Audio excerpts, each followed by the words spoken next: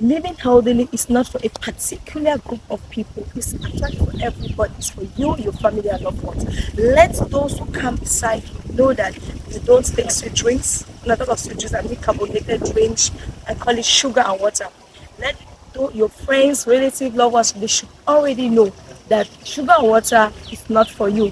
Such that if they are giving you gifts, they can give you fruits, they can give you vegetables, healthy kombucha, pepper check, whatever probiotics, even probiotics made from hibiscus, you can do that and still enjoy your drinks.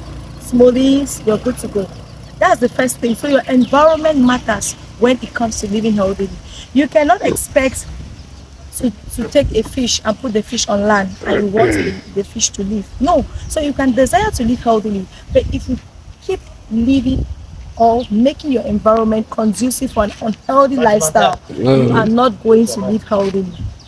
So what you're supposed to do is remove all the bad, or let's say all the negative things from your fridge, the sugar, all the artificial sugar, remove them from your fridge and replace them with stevia, cinnamon powder, and healthy honey, white honey, healthy honey, if you want to live with honey. But remember, if you're on a diet or you're on a zero sugar course, let's say for a month, you don't need to consume honey because honey is a kind of sugar. Coming back to living healthily, another point you need to consider when it comes to living healthily is how you manage stress.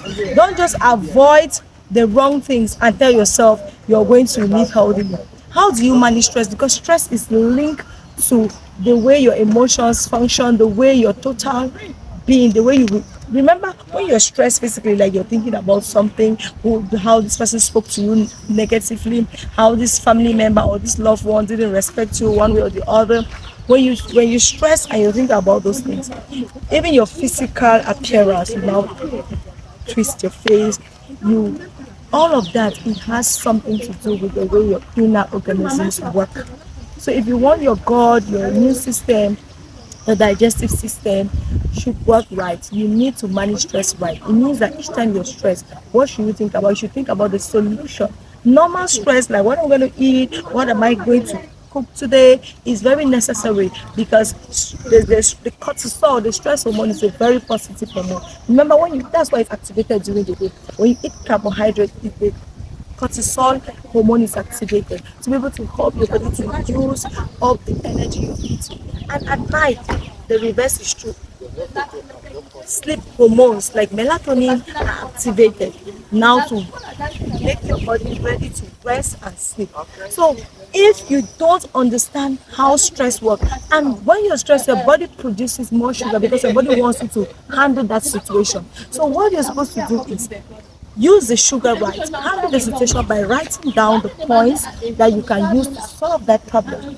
Are we together? Are you following?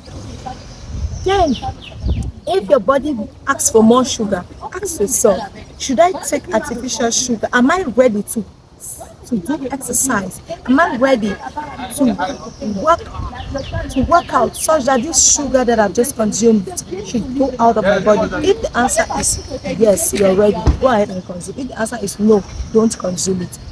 Then the last but not the least, how do you manage your insulin levels? Because you cannot live healthily and the byproduct of living healthily, which is losing weight, you cannot achieve that benefit of living healthily if your insulin level is high. So you need to work at keeping your insulin level very low. And how do we do it? Number one, don't eat all the time. God didn't create us to be eating all the time. That's why when you eat, no matter how small the portion of your meal is, part of it is stored to be used later. So please don't eat all the time and don't eat excess carbohydrates. Make sure you reduce your carbohydrates to a basic minimum of just a fist. Your carbohydrate should be like this.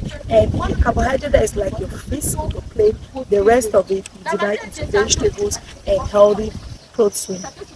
Of course, prepared with healthy fats. Why are you doing that? Because when the carbohydrate is low, your body is, and the vegetable is much, your body is going to slow, the release of insulin is going to slow down, so you're not going to have insulin spikes. And of course, you move your body into ketosis, and ketosis is a process whereby your body your body uses your fat for energy.